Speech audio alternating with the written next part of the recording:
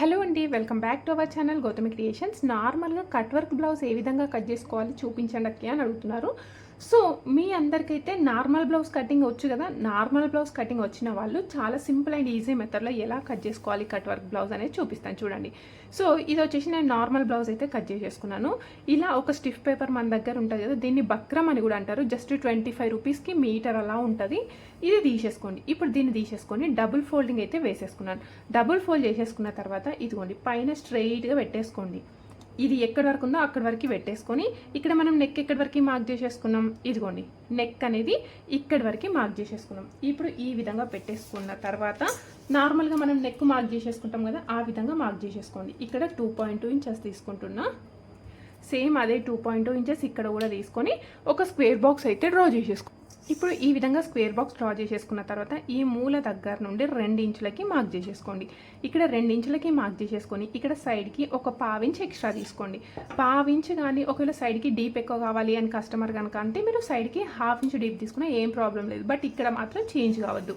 ఇదిగోండి ఈ విధంగా తీసేసుకొని ఇక్కడ మీకు కావాల్సిన షేప్, ఫస్ట్ మీకు రౌండ్ నెక్ కావాలా లేకపోతే స్టార్ నెక్ కావాలా, ఏ నెక్కి మీరు కట్ వర్క్ అయితే డిజైన్ చేయాలి అనుకుంటున్నారో ఆ నెక్ అయితే ఇక్కడ మార్క్ చేసేసుకోండి. ఇదిగోండి ఇక్కడ ఫస్ట్ మనం రౌండ్ నెక్ అయితే మార్క్ చేసేసుకున్నాం. అయితే రౌండ్ నెక్ మార్క్ చేసేసుకున్నా. ఒకవేళ మీకు కావాలి స్టార్ నెక్, స్క్వేర్ నెక్, ఏ నెక్ కావాలి అనుకుంటే ఆ నెక్ అయితే మార్క్ చేసేసుకోండి.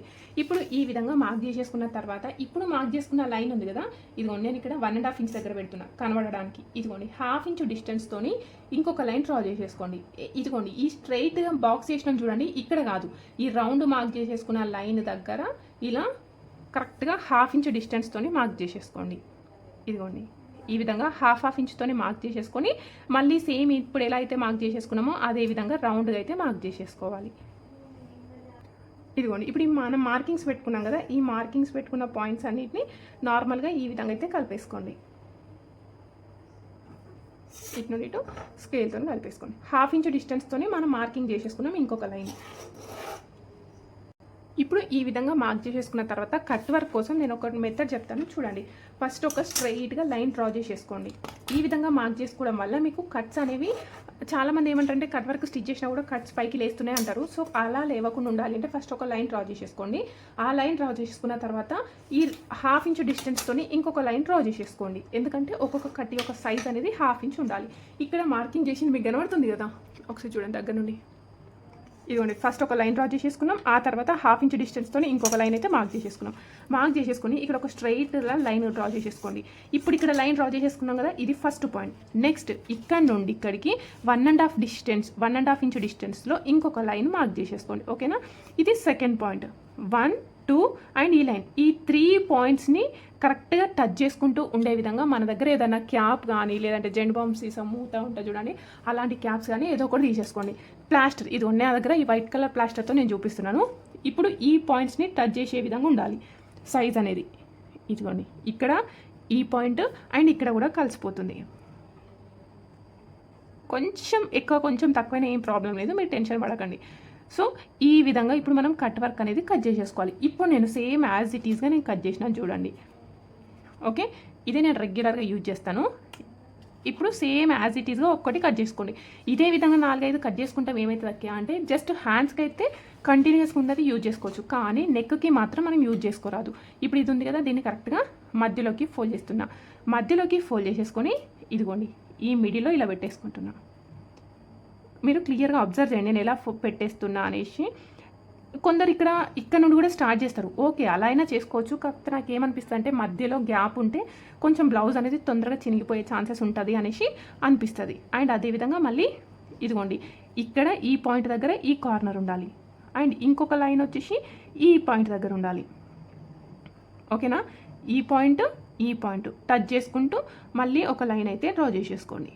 కొంచెం పైకైనా నో ప్రాబ్లం, ఎందుకంటే కర్వ్ అనేది చేంజ్ అయినప్పుడు మీకు అట్లా అయిపోతుంది అంతే. నెక్స్ట్ ఇదిగోండి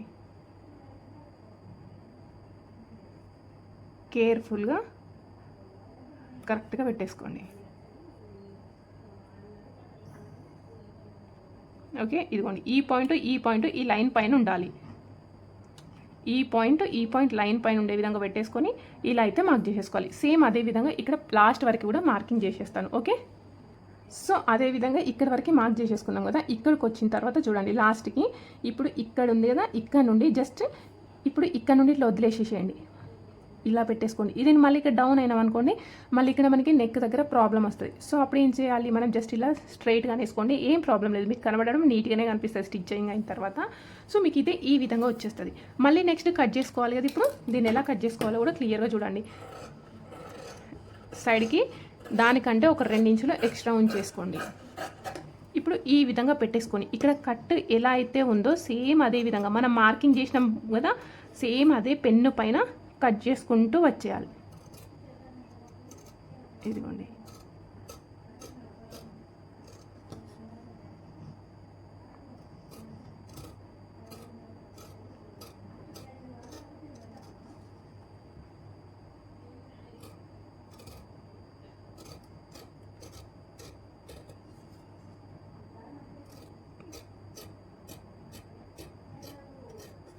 సో మొత్తం ఇలా అయితే కట్ చేసేసుకోవాలి.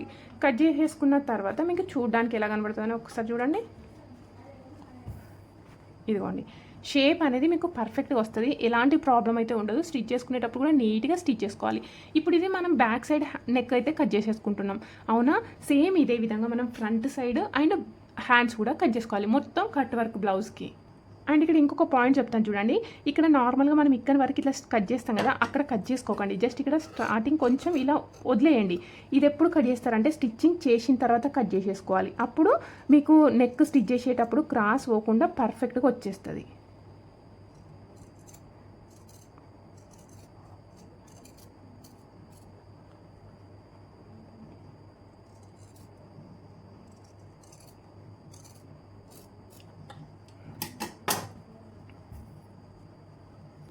ఇదిగోండి, మీకైతే ఈ విధంగా కనిపిస్తుంది. దీన్ని ఒకవేళ మీరు జస్ట్ ఐరన్ చేసినా కూడా లైనింగ్కి అతకపోతుంది. ఆ తర్వాత స్టిచ్చింగ్ అయితే ఈజీగా స్టిచ్ చేసుకోవచ్చు. ఇప్పుడు నేను చూపించిన తర్వాత మీరు అడిగిన నన్ను క్వశ్చన్ ఏంటి అంటే స్టిచ్చింగ్ వీడియో కావాలి అని అంటారు. సో కట్ వర్క్ ఎలా స్టిచ్ చేసుకోవాలి అని మన ఛానల్లో చాలా వీడియోస్ అయితే పోస్ట్ చేసినాను డిఫరెంట్ డిజైన్స్తోని. ఒకసారి నేను లింక్స్ యాడ్ చేస్తాను చూడండి. వీలైతే దీని ఒక స్టిచ్చింగ్ కూడా నేను పోస్ట్ చేయడానికి ట్రై చేస్తాను. ఇప్పుడు ఇది వెనకాల బాగా కట్ చేసేసుకున్న తర్వాత హ్యాండ్స్ ఎలా కట్ చేసుకోవాలో కూడా చూపిస్తాను. ఇదిగోండి, ఇలా డబుల్ అయితే తీసేసుకున్నాం. ఎందుకంటే 2 చేతుల కోసం కదా, 2 చేతులకి ఇలా డబుల్ తీసేసుకొని ఇలా పిన్స్ పెట్టినాయి. ఎందుకు అంటే మనం 2 కలిపి ఒకేసారి కట్ చేయాలి అనుకున్నాం కదా, కట్ వర్క్ అనేది డిస్టర్బెన్స్ రాకుండా ఉంటుంది అనేసి నేను ఈ విధంగా తీసేసుకున్నాను. అండ్ హ్యాండ్స్ ఎక్కడి వరకు ఉన్నాయో అక్కడ వరకు మార్క్ చేసేసుకోండి. అండ్ అదేవిధంగా మనకి ఫిట్టింగ్ ఎక్కడి వరకు ఉంది, ఫిట్టింగ్ అనేది ఇక్కడ వరకు ఫిట్టింగ్ ఉంది. ఇప్పుడు ఈ విధంగా మార్క్ చేసేసుకొని స్టార్టింగ్ ఒక లైన్ అయితే డ్రా చేసేసుకోండి. ఇది ఎందుకోసం అంటే ఎక్కువ తక్కువ లేకుండా సమానంగా ఉన్నది అని తెలుసుకోవడానికి. ఆ తర్వాత సేమ్ పైకి ఒక 1/2 ఇంచ్ డిస్టెన్స్తో ఇంకొక లైన్ అయితే డ్రా చేసేసుకోండి. ఇప్పుడు ఇలా పెట్టేసుకొని సేమ్ ఇంతకుముందు రెడీ చేసుకున్నాం చూడండి. ఇవి ఒకేసారి ఇలా స్ట్రైట్గా రెడీ చేసి పెట్టుకున్నాం అనుకోండి ఒకటి మన దగ్గర, అది మనం అన్ని బ్లౌజెస్కి హ్యాండ్స్కి అయితే యూజ్ చేసుకోవచ్చు. నెక్కి మాత్రం ఒకేసారి ఇలా లైన్గా పక్కకు 2-3 రెడీ చేసి పెట్టుకుంటే అయితే పనికిరాదు, కానీ హ్యాండ్స్కి మాత్రం యూజ్ చేసేసుకోవచ్చు. ఇదిగోండి, కరెక్ట్గా ఇలా పెట్టేసుకోండి.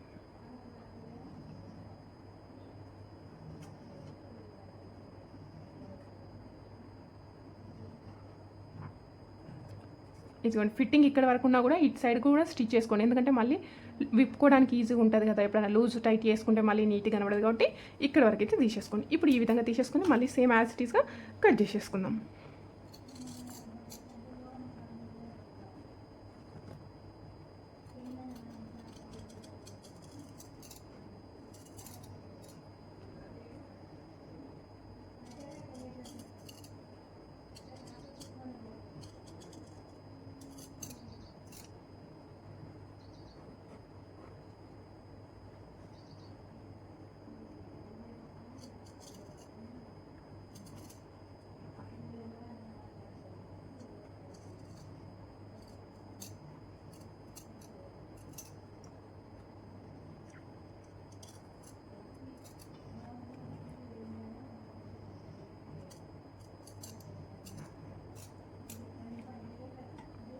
సో ఇవి వచ్చేసి మనకి హ్యాండ్స్కి వచ్చేస్తాయి.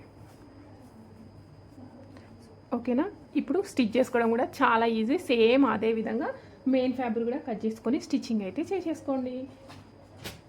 వీడియో నచ్చిన వాళ్ళు లైక్ చేయండి. ఇంకా కూడా డౌట్స్ ఉంటే ఖచ్చితంగా అడగండి. స్టిచ్చింగ్ వీడియో గురించి మాత్రం అడగకండి. స్టిచ్చింగ్ వీడియోస్ లింక్ అయితే నేను కింద పోస్ట్ చేస్తాను చూడండి. ఇది ఎందుకోసం అంటే వేరే వాళ్ళు స్టిచ్ చేస్తున్నారు, నేనైతే కట్ చేసి ఇస్తున్నా.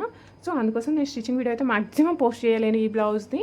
దీనికి సంబంధించింది నేను ఆల్రెడీ వేరేటి ఉన్నాయి కదా మన ఛానల్లో, అవి యాడ్ చేస్తాను, చూసి నేర్చేసుకోండి, స్టిచ్ చేసుకోండి కావాలనుకుంటే. Okay, thank you for watching.